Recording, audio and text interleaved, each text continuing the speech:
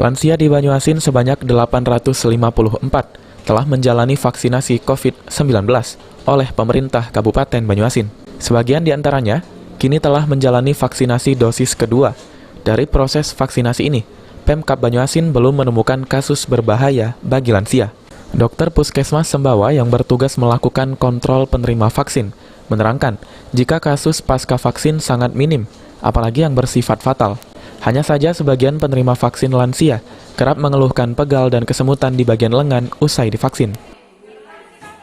Apa yang dialami oleh lansia ini ada gejala atau? Oke, kalau untuk lansia, untuk vaksinasi COVID-19 ini yang pertama-tama itu kita pasti screening dulu. Kita screening dulu, jadi untuk lansia yang punya komorbid, yang di screening ini itu ditentukan bisa diberikan atau tidak. Nah, jika lansia ini bisa diberikan,